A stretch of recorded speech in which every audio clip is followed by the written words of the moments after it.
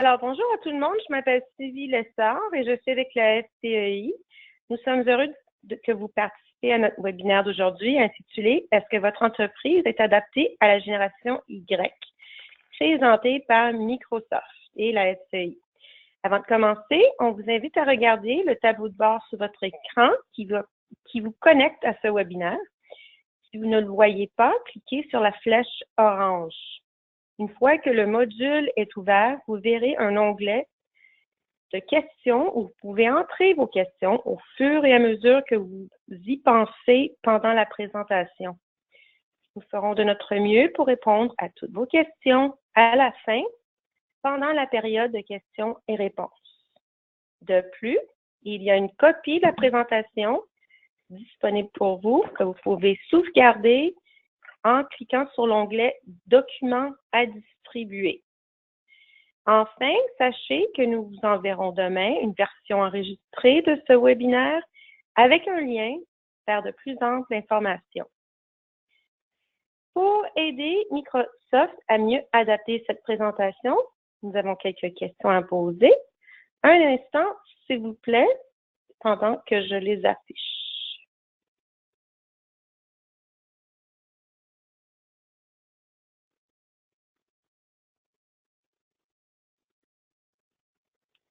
Alors, si vous pouvez répondre à la question parmi les choix suivants, dans quel domaine travaillez-vous?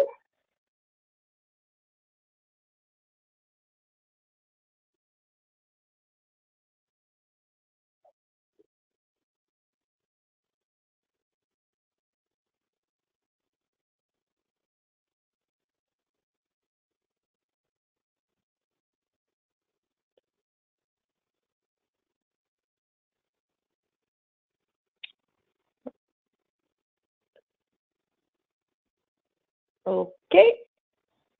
Alors, regardons cela. 56% des participants sont propriétaires d'entreprises. Ensuite, 18% sont avec les ressources humaines. 15% sont dans les ventes. 9% dans les finances et 3% dans le marketing. Alors maintenant, pour la prochaine question.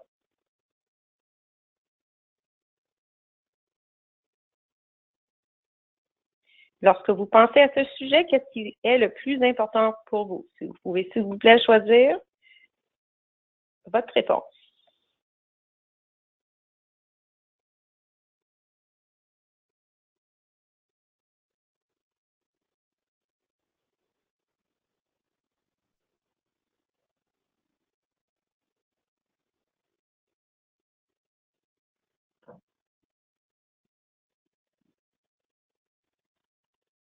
Bon, alors, regardons les résultats.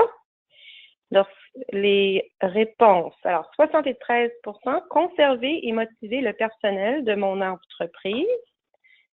18%, susciter l'intérêt des membres de la génération Y.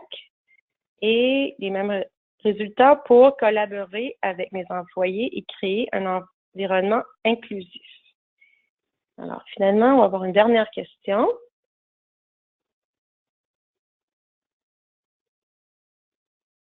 Quelle technologie utilisez-vous à ce jour, si vous voulez? Vous pouvez, s'il vous plaît, répondre, choisir votre choix.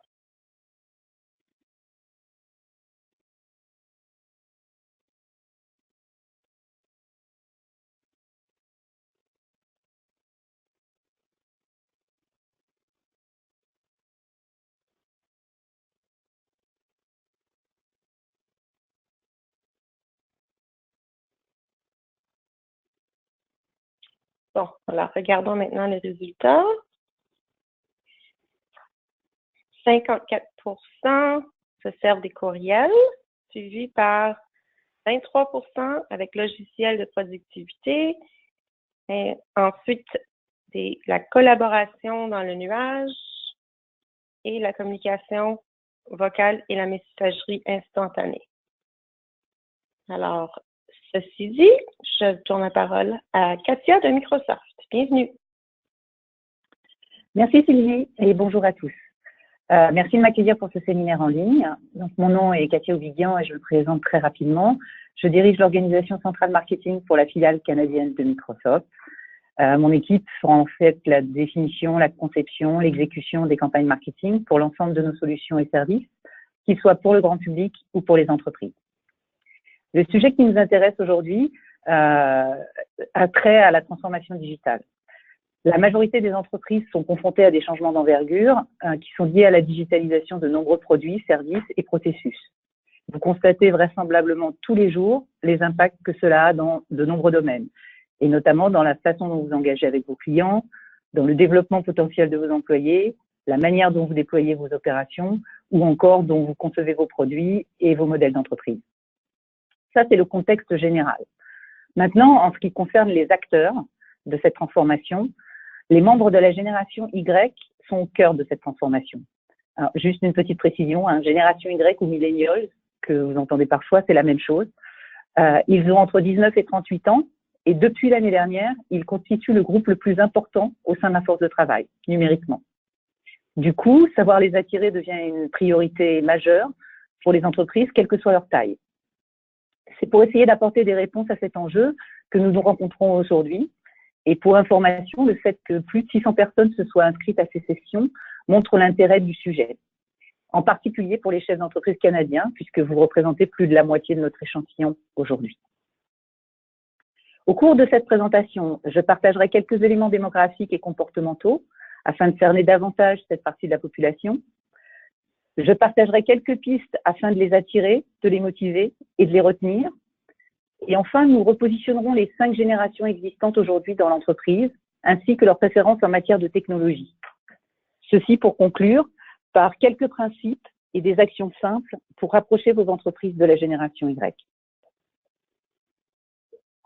Voici la question que vous vous posez sûrement en tant que chef d'entreprise.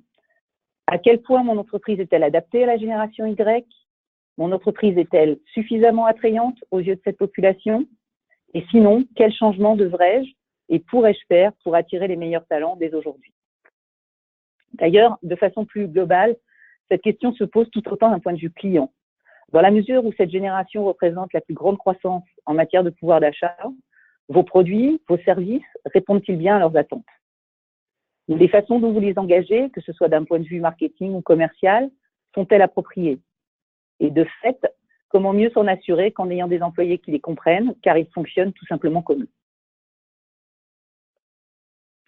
Pour commencer, je vous propose d'examiner quelques statistiques et notamment leur représentativité dans la population.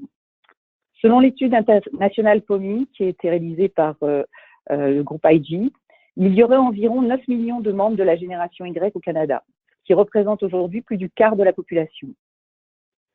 Depuis 2 ans environ, c'est le groupe le plus important en matière de génération dans la force de travail, dépassant désormais les baby-boomers. Est-ce que c'est une tendance qui va se confirmer et s'accélérer? Clairement, on le voit sur la prochaine slide, ça va s'accélérer très très vite puisque dans 7 ans, ils représenteront 75% de la population au travail.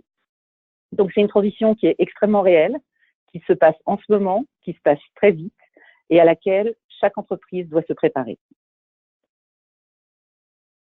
Nous savons donc que la génération Y est importante, bientôt dominante. Mais est-ce que ce n'est pas tout simplement le énième conflit de génération qui finira de toute façon par se fondre dans ce que nous pourrions qualifier de normalité actuelle? Dans quelle mesure sont-ils vraiment différents? Je vais vous présenter quelques chiffres. Il y a énormément d'études qui existent sur le sujet, mais quelques chiffres qui vont montrer qu'ils ont des caractéristiques bien spécifiques, bien tranchées, qui devraient amener les entreprises en fait plutôt à s'y adapter qu'espérer l'inverse. On a l'habitude de dire que la génération Y est née avec le digital. Et de fait, ils n'ont connu qu'un environnement toujours plus connecté, toujours plus numérique, où les relations entre les différents acteurs sont devenues non seulement instantanées, mais autant virtuelles que physiques. Si on jette un coup d'œil à leurs habitudes de travail, on s'aperçoit que près de la moitié des individus de la génération Y préfèrent la messagerie instantanée comme outil de collaboration en milieu professionnel. C'est extrêmement intéressant parce qu'on a vu qu'à cette question, dans le sondage en début de séminaire, seulement 3% d'entre vous ont répondu qu'ils utilisaient de la messagerie instantanée dans leurs entreprises. Donc on voit là bien tout de suite qu'il y a un écart qui potentiellement peut être creusé facilement. Parce que les courriels, qui sont les outils de communication que vous utilisez en majorité, ne sont clairement pas ceux que les millennials ou la génération Y préfèrent utiliser. En effet, ce qui les intéresse, c'est d'avoir des communications extrêmement rapides, extrêmement fluides, extrêmement réactives. Et ce constat a été basé par le chiffre que vous avez ici et celui qui a été fait par l'université de Bentley, mais il y a d'autres études qui montrent exactement les mêmes tendances. Un autre élément important concerne la mobilité de cette nouvelle génération. L'étude POMI que je citais précédemment montre que les personnes de la génération Y sont 3 fois plus mobiles que les autres générations. Ensuite, si on regarde bien l'attitude des baby-boomers à peu près au même âge, on avait a priori les mêmes chiffres. Il y a une grosse différence si on compare les deux, c'est que les baby-boomers bougeaient mais dans un même secteur, alors qu'aujourd'hui, les personnes de la génération Y bougent à travers tous les secteurs. Il y a une autre étude qui montre aussi que les membres de cette génération-là, aujourd'hui, affirment avec certitude qu'ils prévoient de travailler pour une autre entreprise dans un an. Ça suggère que pour les entreprises qui emploient des millennials aujourd'hui, la moitié de leur personnel potentiellement ne sera pas avec elles d'ici un an. Quand on pense à l'investissement que ça représente de faire un recrutement et le développement d'un nouveau collaborateur, c'est un chiffre qui est particulièrement inquiétant. Une autre spécificité qui est intéressante, il va conduire à des applications extrêmement pratiques. Beaucoup moins que les autres générations, les millennials ne ressentent d'attachement aux institutions ou aux traditions. Un chiffre, par exemple, qui fait un rapport avec la religion, montre qu'ils sont 55% à y accorder de l'importance, ce qui, par rapport aux générations précédentes, est 10 points inférieur. Et de façon très intéressante, c'est aussi 10 points inférieur à la génération Z. Donc, ils sont vraiment dans une relation beaucoup plus distendue par rapport aux institutions. Dans le même ordre d'esprit, ils sont bien plus enclins à se définir comme neutres idéologiquement ou sans appartenance politique. Ceci dit, s'ils sont moins attachés aux institutions, ça ne veut pas pour autant dire qu'ils sont futiles ou désengagés. Il y a des chiffres extrêmement intéressants qui montrent qu'ils sont au contraire extrêmement impliqués, ils souhaitent avoir un rôle à jouer, ils souhaitent que leur travail puisse leur apporter un accomplissement personnel important et qu'il ait du sens. Bien évidemment, le travail est toujours vecteur de revenus et c'est une génération qui est pas différente dans ce sens-là. Par contre, en termes d'importance, ils accordent plus d'importance au sens de leur travail qu'à la rémunération, étant entendu que la rémunération est fair et est au bon niveau. Et c'est un élément qui est extrêmement important parce que ça montre que cet objectif-là, s'il est atteint, permet d'attirer et de retenir cette génération. Ça nécessite une réflexion de la part des entreprises qui veulent les accueillir, tout simplement en se posant des questions sur quelles sont les missions et les objectifs de votre entreprise, en quoi participe-t-elle éventuellement d'un mouvement sociétal, la notion de culture qui va être attachée à la vision et à la mission de votre entreprise revêt du coup un caractère prépondérant. Pour de nombreuses entreprises, la définition ou la redéfinition d'un but et d'une culture d'entreprise représente une première étape importante. Nous savons maintenant qu'ils sont nombreux, qu'ils sont largement majoritaires dans les années qui viennent et qu'ils fonctionnent de façon très différente des générations précédentes. Alors, comment susciter leur intérêt et comment les conserver dans votre entreprise, qui était effectivement le premier volet et la top priorité dans ce que vous avez exprimé en termes d'intérêt.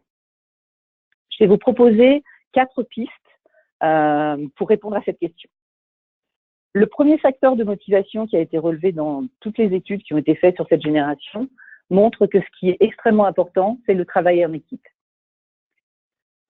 Les membres de la génération Y doivent sentir qu'ils font partie d'un groupe, qu'ils font partie d'un ensemble d'individus qui travaillent ensemble et qui contribuent à créer des choses ensemble. Ils veulent collaborer avec leurs collègues plutôt que de travailler soit en silo, soit seuls. Un des mots-clés à retenir est partage. Souvenez-vous toujours qu'ils ont participé à l'explosion des réseaux sociaux. Ce sont des comportements qu'ils vivent, qu'ils respirent au quotidien, alors que la plupart des autres générations, enfin en tout cas toutes les générations précédentes, sont encore dans un mode d'accoutumance avant vraiment d'en tirer parti. Sans vous communiquer spécifiquement mon âge, moi j'appartiens à la génération Y, mais la grande partie de mon équipe appartient à la génération X, pardon, mais la grande majorité de mon équipe, elle appartient à la génération Y. Tous les jours, je vois les avantages à travailler avec cette génération. Ils ont un accès direct et facile avec leur entourage, quel que soit le niveau hiérarchique d'ailleurs. Ils sont avides de partager les expériences et les idées au sein du groupe de l'entreprise, bien sûr, mais aussi avec l'extérieur. Et j'ai aussi vu émerger des nouvelles pratiques comme le mentorat bidirectionnel, où les membres les plus chevronnés de l'équipe peuvent enseigner le fonctionnement du milieu de travail, transmettre des pratiques exemplaires bien établies. Quant aux jeunes, ils peuvent montrer comment on utilise les nouveaux outils, les nouvelles technologies, apporter des nouvelles idées.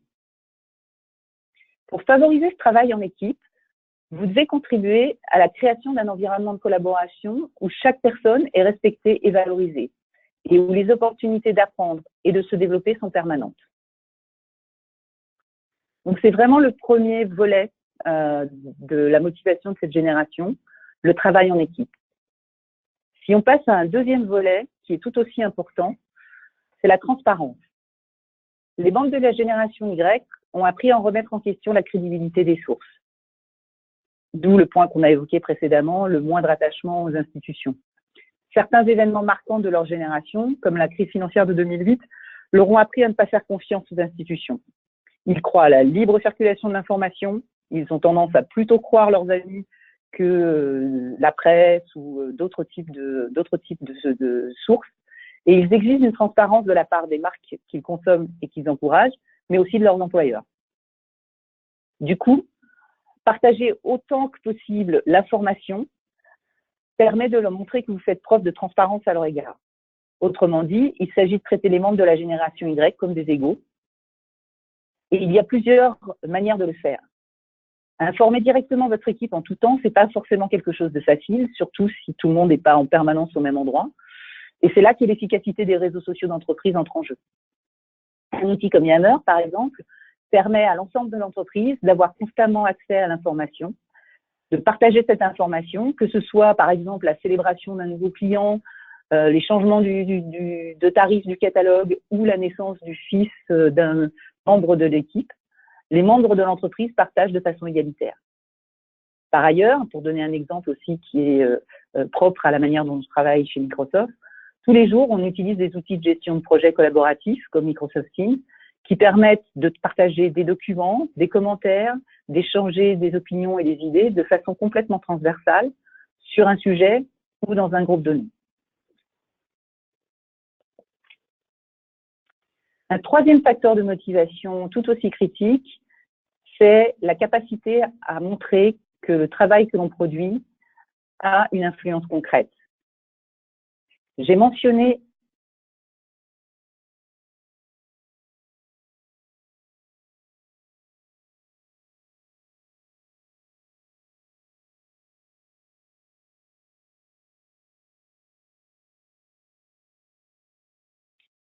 un instant. Nous avons des problèmes techniques. Patientez, s'il vous plaît.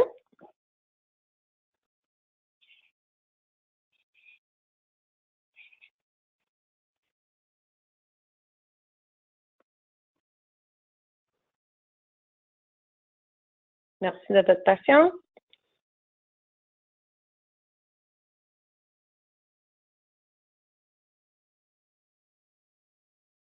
Encore une petite minute.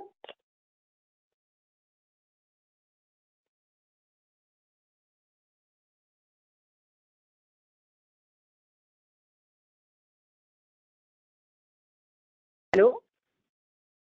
Et nous voilà. Ah, excusez-moi, nous avons une interruption. Donc, je disais que le troisième élément extrêmement important est la possibilité de montrer que le travail que cette génération va accomplir a une influence extrêmement concrète. Pour motiver les membres de la génération Y, vous devez leur montrer que leur contribution compte, qu'ils ont une influence sur votre entreprise, potentiellement ainsi que sur la société.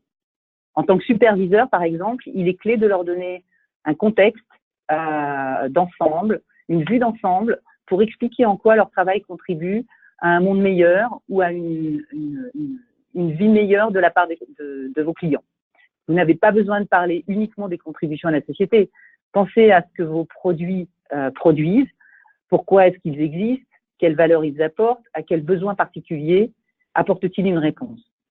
A fortiori, si votre entreprise participe à des projets communautaires ou travaille avec des organisations à but non lucratif, est-ce que vous profitez bien de cette occasion pour communiquer tous les accomplissements de cet engagement? Est-ce que vous invitez vos collaborateurs à progresser sur ces projets, à prendre part à ces projets? Ce sont d'excellentes occasions de susciter leur intérêt pour la mission de votre entreprise et de garantir leur adhésion toujours à votre entreprise. Enfin, le dernier point qui est important, c'est la technologie. Les personnes qui sont dans la génération Y connaissent la différence entre une bonne et une mauvaise expérience technologique. Et là, je ne parle pas de bonne ou de mauvaise technologie, c'est plutôt le rapport à la technologie qui est important. Vos outils internes, que ce soit des déclarations de frais, des réservations de voyage, des suivis de projets, devraient être tout aussi simples et fluides que les technologies similaires qui sont disponibles pour le grand public. En tant que consommateurs, ils peuvent planifier des événements, acheter des produits ou des services en ligne en quelques clics. Ils attendent la même chose dans votre entreprise. Des entreprises comme Uber ou Netflix ont défini des standards en matière d'expérience technologique qui sont ceux auxquels ils se sont habitués. Vos employés s'attendent à exactement la même chose lorsqu'ils sont dans l'entreprise. Ceci dit, ces attentes se généralisent avec les autres générations. Donc, autant les anticiper. Voici quelques principes de base pour avoir une technologie qui soit adaptée à ces attentes. Le premier point, c'est véritablement de penser mobile. Vous voyez cette génération, elle a constamment son téléphone à la main. Les employés doivent pouvoir accéder librement aux données de l'entreprise depuis leur téléphone. Le second point, c'est de penser au fait que la technologie doit servir à automatiser des processus afin de libérer les employés sur ce qu'ils peuvent apporter en termes de productivité et de ce qu'ils peuvent apporter pour véritablement faire progresser votre entreprise. Le troisième point, c'est qu'elle devrait leur permettre de travailler de n'importe où, n'importe quand, afin de leur permettre d'améliorer les résultats et de se centraliser aussi, là encore une fois, sur les résultats. Et le dernier aspect, c'est que cette technologie, elle doit être ouverte par définition, compatible avec tous les appareils. Personne ne devrait avoir besoin de retourner au bureau pour réaliser une tâche ou d'avoir besoin de faire des conversions ou d'utiliser des passerelles d'un appareil à l'autre. Donc ces quatre notions sont extrêmement à la fois simples, mais en même temps suffisantes pour répondre à ces besoins en matière de technologie.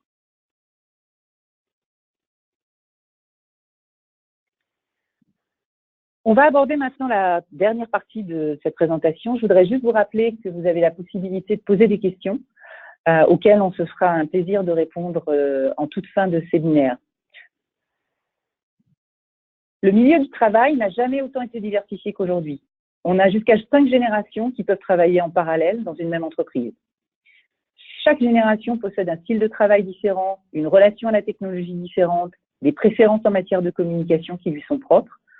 Et du coup, ce qu'on vous propose, c'est de balayer très très rapidement ces 5 générations de manière à repositionner leurs attentes en matière de technologie et de voir de quelle manière on peut aisément les faire cohabiter et les faire collaborer dans un même environnement de travail. Alors, si on prend les générations dans un ordre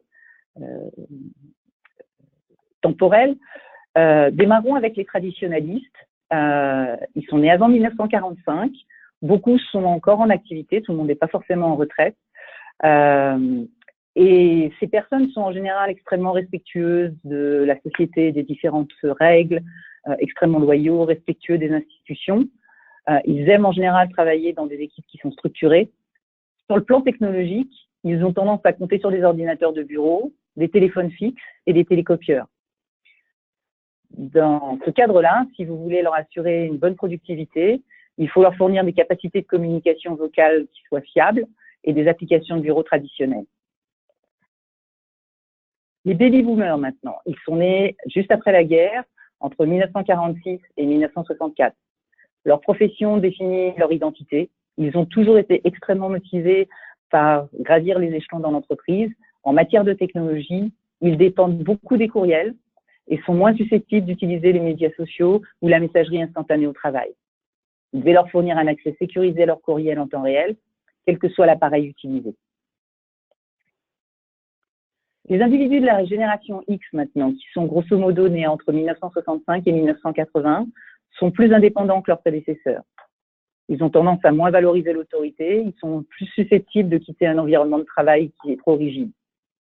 Eux, ils ont d'ores et déjà complètement adopté la technologie. La vidéoconférence, les espaces de travail numériques axés sur le travail d'équipe sont des outils efficaces qui leur profiteront grandement. La génération Y, on en a beaucoup parlé précédemment, nous savons qu'ils sont à l'ère du numérique. La messagerie instantanée, c'est vraiment leur outil de collaboration de prédilection. Et ce qui est très intéressant aussi, c'est qu'ils valorisent la technologie en tant que telle. PricewaterhouseCoopers a mené une étude sur la génération Y au travail, intitulée Millennials at Work. Et d'après ces résultats, lorsqu'ils considèrent un travail, 6 membres de la génération Y sur 10 affirment que c'est un critère d'évaluation majeur dans l'évaluation d'un emploi. La technologie qui vise à l'amélioration de l'efficacité des flux du travail, elle entre aussi, du coup, désormais en jeu dans l'acquisition des talents. Ça fait partie des critères qu'ils vont observer, qu'ils vont mesurer, qu'ils vont comparer lorsqu'ils vont considérer rentrer dans une entreprise. De fait, c'est une problématique que l'on retrouve pas seulement dans les petites entreprises, hein, clairement, beaucoup de grandes entreprises aujourd'hui accélèrent leur évolution en matière de technologie parce qu'ils se sont bien rendus compte que s'ils voulaient attirer les talents et surtout les retenir, il fallait que cette génération-là ait à sa disposition des outils qui correspondent à leurs attentes. Sinon, ils vont quitter ces entreprises à la première occasion. Et puis la génération Z, ils sont nés après 1997, ils sont soit encore stagiaires, soit tout nouveaux embauchés, et eux sont habitués à un rythme extrêmement rapide, des communications très très courtes, visuelles. Et pour donner un exemple de comparaison, alors que 60% de la génération précédente considérait la technologie comme un critère majeur dans le choix d'un job, cette génération-là, ils sont 90%. Donc ça montre à quel point la technologie fait partie de leur vie et à quel point il est extrêmement important dans le futur de pouvoir leur proposer un environnement de travail qui soit complètement adapté. Et dans ce cadre-là, penser productivité mobile est indispensable. Pensez aussi à des outils de co-création, des outils de vidéoconférence pour maximiser l'environnement de travail de cette nouvelle génération. L'aspect générationnel, quels que soient d'autres critères, ne devrait pas être une barrière au travail ou à la productivité. On a parlé des générations, mais on peut aussi tout à fait projeter le sujet de cette présentation sur un certain nombre de handicaps. Comment faire un environnement inclusif? La technologie dont on dispose aujourd'hui permet d'intégrer tout le monde. Elle accélère l'accès au traitement, au partage de l'information, quels que soient les moyens d'accéder à cette information. En tout cas, chez Microsoft, on pense sincèrement que dans un monde globalisé, pour apporter des solutions performantes sur les marchés, il faut intégrer différentes perspectives, différentes capacités, différentes compétences. Et surtout, leur permettre de collaborer rapidement et efficacement ensemble. C'est de cette diversité que naît l'innovation et la performance. La technologie est devenue un formidable catalyseur de cette diversité en permettant à tous, quelle que soit leur façon de travailler, de partager et de collaborer avec les autres. Afin d'aider dans cette réflexion et dans la mise en œuvre de ces préconisations, je voudrais conclure en donnant 2 principes majeurs et puis évoquer quelques prochaines étapes extrêmement pratiques et extrêmement simples. Le premier point, c'est que la technologie ne doit vraiment pas être vue comme un obstacle, au contraire.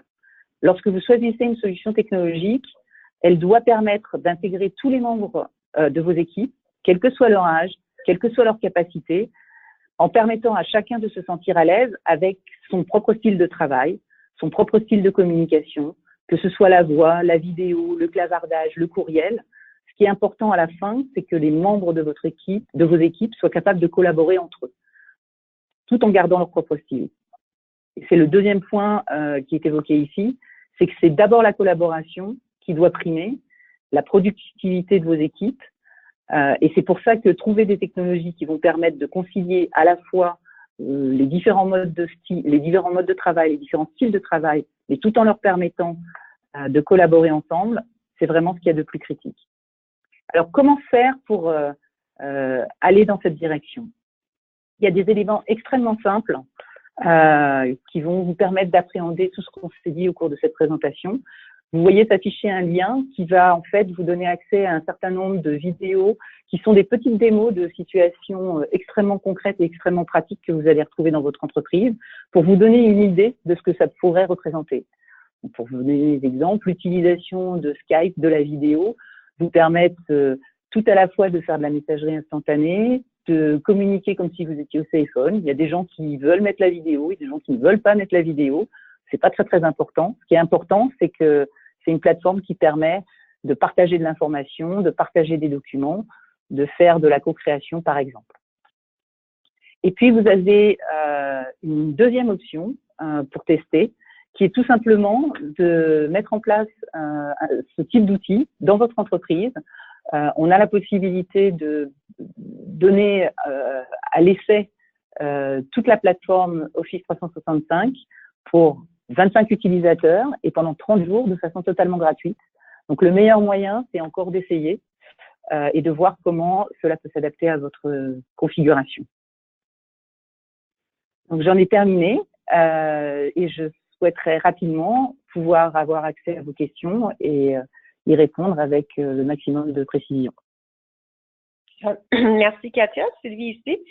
Je vais partager les questions qui sont entrées à date. Alors, la première question.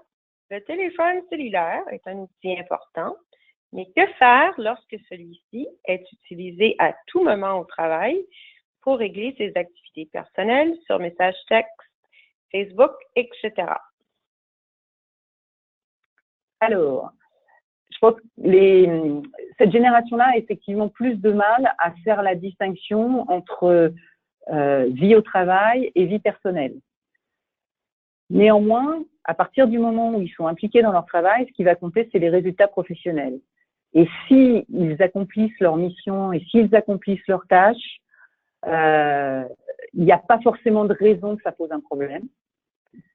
Maintenant, si en revanche, il y a une prédominance de la vie personnelle au travail, c'est plus un problème de performance classique qu'un problème de technologie.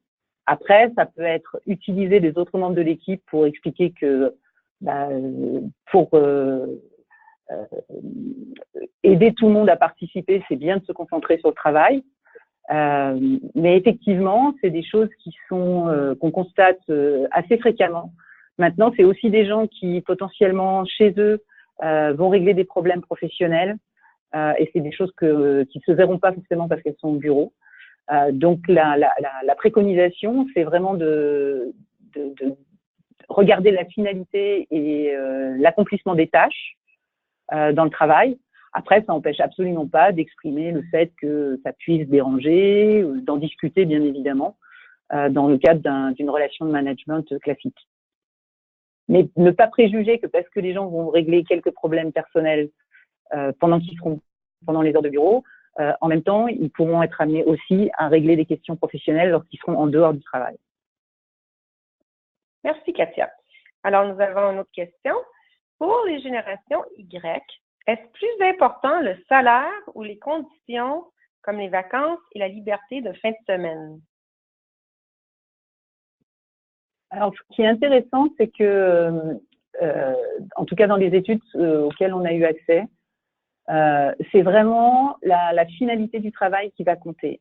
Je dirais que le salaire, les congés et tout ça, ça fait partie du package, mais c'est pas quelque chose qu'on a vu mis en balance par rapport à l'importance et au sens que cette génération-là met dans son travail.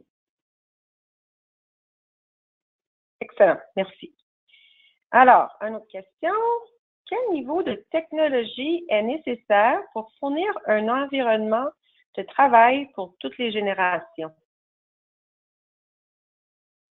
Je crois que le point qu'on a évoqué pendant ce séminaire, c'est qu'on doit partir du principe que c'est la technologie qui va s'adapter aux différents individus et à leurs différents modes de travail, et pas l'inverse. C'est-à-dire que si on veut que tout le monde travaille avec des courriels, par exemple, ben on va s'apercevoir qu'effectivement, il y a un certain nombre de personnes qui vont décrocher, notamment cette génération Y, parce que comme on l'a vu, ben, leur outil de communication de prédilection, c'est la messagerie instantanée. Aujourd'hui, vous avez de plus en plus dans ces outils-là, et c'est ce que je vous invite à tester dans la plateforme Office 365, la possibilité d'avoir les fonctions courriel, mais aussi les fonctions messagerie instantanée, mais aussi la voix et la vidéo avec des outils comme Skype. Tous ces éléments-là sont intégrés dans des outils de gestion de projet comme Teams. Et donc, du coup, vous allez vous retrouver avec un certain nombre de collaborateurs qui vont continuer à travailler sur leur courriel, mais ceux de la génération Y auront accès à ce type d'informations et pourront en même temps utiliser des outils comme la messagerie instantanée. Donc, ce qui est important, c'est de choisir une technologie qui va permettre d'intégrer tous ces modes de travail et pas d'en avoir un seul, parce que c'est à ce moment-là que justement la partie collaboration ne se fera pas. L'autre élément qui est important, c'est que on sait que on a vu dans les années précédentes que ça a changé très très vite. Donc c'est important aussi de choisir une technologie qui va être susceptible d'évoluer, de continuer à évoluer avec les usages et avec les nouvelles fonctionnalités qui apparaissent en permanence sur le marché. Donc on parle beaucoup des outils dans le cloud. L'intérêt du cloud, c'est que vous n'avez pas besoin de penser à quelle version d'application vous avez sur vos machines, sur vos téléphones. Toutes ces adaptations se font en permanence et vous n'y pensez pas. Donc en fait, c'est avoir une technologie qui permet aux individus d'arriver avec leur mode de travail et qui va évaluer avec vos collaborateurs de façon la plus transparente possible. Merci. Okay, prochaine question. Croyez-vous que les Y acceptent d'utiliser leur téléphone personnel pour installer des applications en lien avec le travail? Ou bien croyez-vous qu'ils pourraient exiger d'avoir un appareil fourni par l'employeur? Là, je peux simplement, j'ai pas de statistiques sur cette question. Ce qu'on constate à la fois dans les entreprises avec lesquelles on travaille et puis sur le marché, c'est qu'aujourd'hui, on a de plus en plus de gens qui arrivent en voulant continuer à utiliser leurs propres outils, que ce soit des tablettes ou que ce soit des téléphones. C'est ce qu'on appelle le Bring Your Own Device en très mauvais français. Et il y a des cas où ça se passe très très bien. Donc là, du coup, la problématique dans l'entreprise, c'est plutôt de s'assurer qu'elle va régler des aspects de sécurité de manière à ce qu'il n'y ait pas de déperdition d'informations, que cette information ne puisse pas tomber dans de mauvaises mains. Mais en général, la plupart des gens s'attendent à ce que l'entreprise fournisse le matériel, que ce soit les PC ou des téléphones. Maintenant, on voit de plus en plus, et c'est justement la spécificité de cette génération-là, c'est que s'ils estiment qu'ils travaillent mieux avec leur plateforme habituelle, ils préfèrent intégrer les applications de l'entreprise sur leur outil de travail ou leur outil personnel plutôt que l'inverse. Merci. OK. Alors, on a une autre question. On sait que nos parents avaient 1 ou 2 emplois au cours de leur vie. Pour la génération X ou Y, est-ce qu'il y a des statistiques sur le nombre d'emplois qu'ils vont occuper? Est-ce que, quand on les engage, est-ce qu'on peut espérer qu'ils restent plusieurs années? Alors, pour être tout à fait honnête, j'ai pas en tête ce type de statistiques. Ce qu'on sait, c'est qu'ils sont en tout cas aujourd'hui beaucoup plus mobiles, qu'ils hésitent moins à changer d'entreprise. Ils ont un attachement qui est moins fort aux entreprises. C'est de fait d'autant plus important que tous les facteurs de motivation qu'on a évoqués précédemment soient réunis pour qu'ils aient envie de rester et pas d'aller dans une autre entreprise. On peut clairement pas partir du principe que s'ils rentrent dans votre entreprise, c'est pour y rester toute leur vie.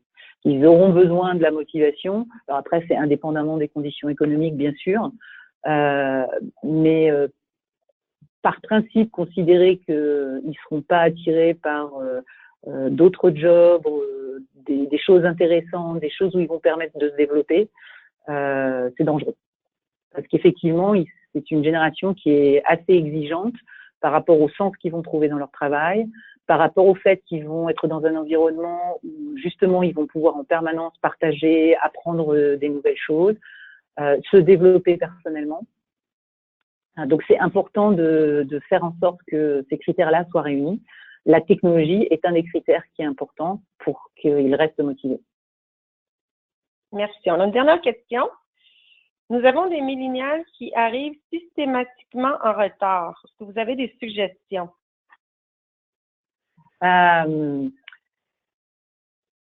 Il y a peut-être quelques principes à évoquer en entreprise qui vont de pair avec la mobilité. Je pense qu'on a un peu répondu à cette question tout à l'heure par rapport au téléphone mobile. Ça n'empêche pas de dire, par exemple, que de 10h à 16h, c'est mieux si les gens sont là, à partir du moment où c'est pas des populations par essence mobiles comme les commerciaux, parce que ça va leur permettre de pouvoir échanger directement. Maintenant, s'ils arrivent à 10h, mais que derrière, ils partent à 6h, encore une fois, si le travail est fait, est-ce que ça pose vraiment un problème? Sachant que justement, ces technologies-là peuvent potentiellement leur permettre d'être joignables. C'est pas parce qu'ils sont en retard, entre guillemets, qu'ils sont pas disponibles ou qu'ils sont pas joignables. Ça, c'est le premier point. Et puis, une des suggestions, ce serait dans un cadre qui permet beaucoup d'agilité et pas mal de disponibilité, en même temps de proposer des règles qui soient des règles comme dans n'importe quelle organisation. OK. Ça a l'air que... une couple de commentaires, mais bon, alors je pense que c'est tout pour aujourd'hui. Je tiens à remercier Katia et son équipe de Microsoft pour la belle présentation. Et nous allons maintenant terminer le webinaire.